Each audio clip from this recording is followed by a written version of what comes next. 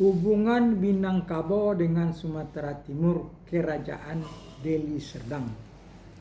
Bagaimana hubungan Nagari Sembilan Malaysia dengan Minangkabau sudah banyak ditulis baik oleh warga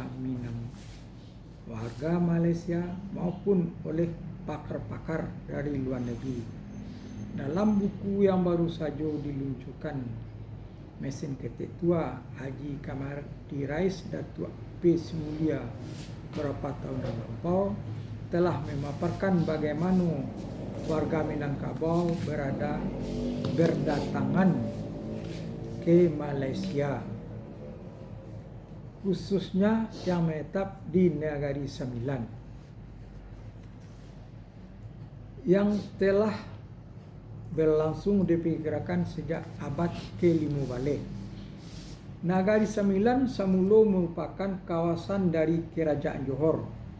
Telah terjadi huru-hara di Johor, ada anak Raja Bugis yang datang ke Negeri Sembilan membuat keonaran dan minta diangkat jadi Raja Nagari Sembilan, yang ditolak penduduk yang dominan berasal dari Minangkabau. Datuk Nagari Sembilan yang berasal dari ranah Minang kemudian menemui Sultan Johor, berkonsultasi dan menceritakan ulah anak Raja Bugis yang ingin dirajakan di Nagari Sembilan. Sultan Johor meminta kepada mereka agar mengirim utusan ke Pagaruyung menyebut putra raja Pagaruyung untuk dinobatkan jadi raja di Nagari Sembilan. Penjemputan pertama ke Pagaruyung itu berhasil membawa Raja Mahmud yang kemudian dipanggil dengan nama Raja Maniwar, dalam kurung anak Raja Pagaruyung, tutup kurung. Diperkirakan menuju Nagari Sembilan via Sungai Mahat di 50 kota pada tahun 1770 dan via Siak, di mana rombongan istirahat di Istana Sultan Siak menunggu bulan Bayak, hari Bayak untuk menuju Malaysia. Sultan Siak memperkuat rombongan Raja Maniwar dengan sejumlah pengawal, dan Raja Maniwar dinobatkan sebagai Raja Nagari Sembilan pada tahun 1773, memerintah selama 22 tahun sampai tahun 1795. Pada tahun 1795 dijemput lagi Raja Pagaruyung.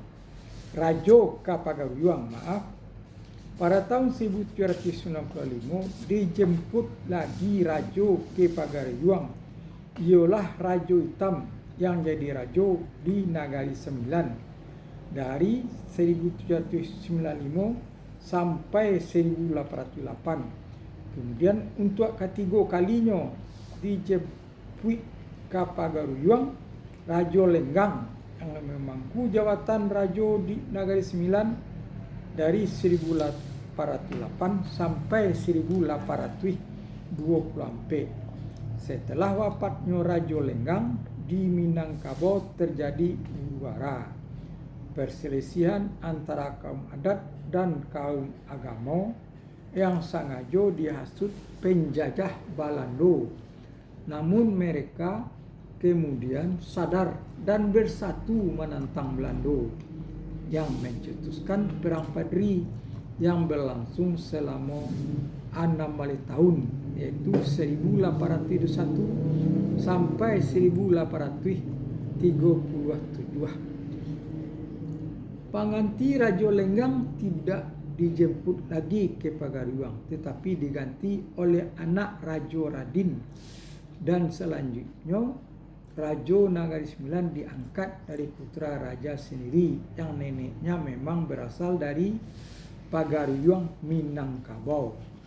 Itulah sekelumit kisah hubungan Minangkabau dengan Nagari Sembilan Malaysia yang sudah banyak ditulis, termasuk karangan Tan Sari Datuk Samad Idris kurang almarhum, salah seorang tokoh Malaysia atau Negari Sembilan yang pernah jadi menteri dan pengarang buku Hubungan Negeri Sembilan dengan Minangkabau, yang neneknya berasal dari tanah datar.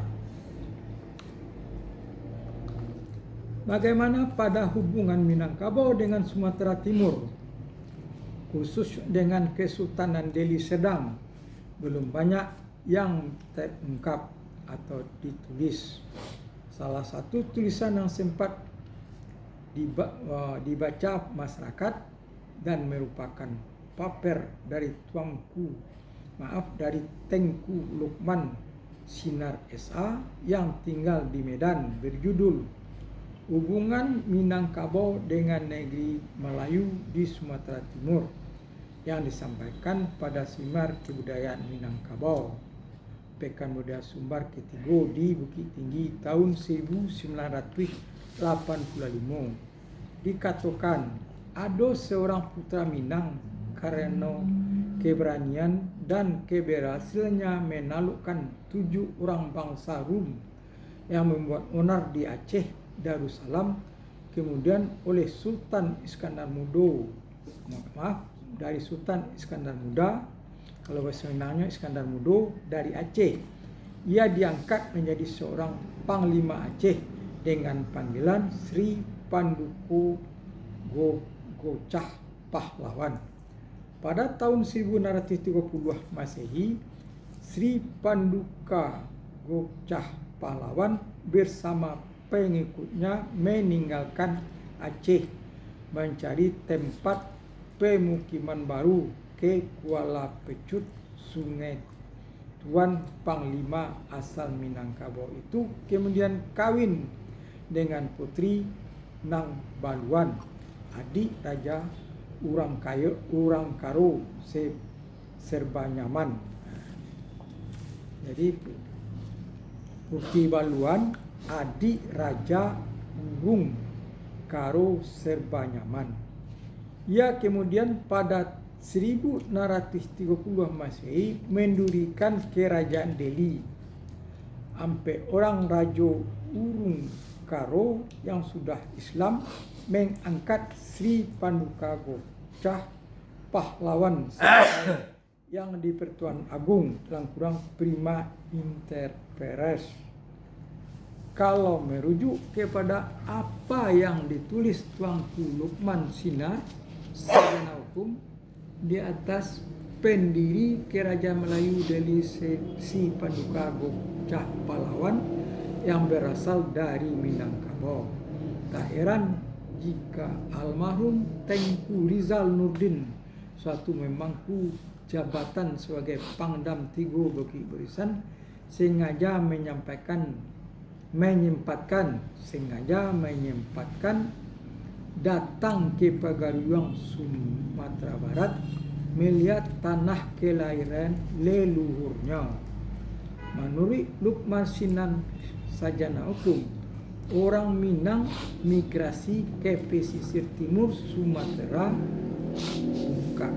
ada yang langsung ke Negari Sembilan Malaysia pada awal abad ke-15 Masehi, dan pada awal abad ke-16 sebagian orang Minang bermukim di Siak dan sebagian bermukim di Batubara, Sumatera Timur. Kolonis atau rombongan pertama dari Minang datang dengan kapal Gajah Ruku, untuk kapalnya Gajah Ruku, dan mendarat di Tanjung Tiram. Disusul yang lain secara terpisah-pisah, kemudian mendirikan kampung-kampung yang memakai nama daerah asal mereka seperti Negari Lima Laras, Tanah Datar, Negari Pesisir, dan Limo Puluh. Sumatera Timur waktu itu di bawah Raja Kecil dari Siak. Ia datang ke Batubara dan melantik 4 kepala negari itu menjadi datuk kepala suku. Sebagai koordinator diangkat seorang bendahara sebagai ketua dari Dewan yang anggota-anggotanya dipilih oleh Datuk Kepala Suku. Sistem pemerintahan mendekati demokrasi.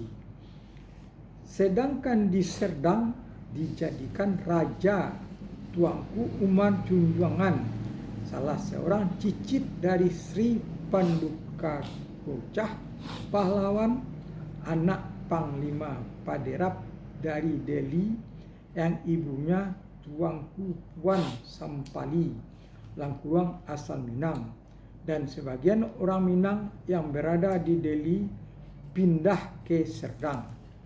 Orang Minang di Delhi dan di Serdang dipercayai sebagai orang kebal dan pendekar, mengajarkan ilmu pencak silat di kalangan istana dan rakyat biasa. Dikenal silat lintau dan dikenal dengan silat tarala. Kesenian dari Minang berupa tari atau lagu Kaparinyo mengilhami lahirnya tari Cek Minang Sayang dari Melayu Delhi. Dari tulisan Tuanku Lukman Sinar Sarjana Hukum yang menunjukkan berasal dari berbagai pengarang dalam dan luar negeri, ternyata moyang Sultan Delhi dan Sultan Serdang berasal dari Minangkabau.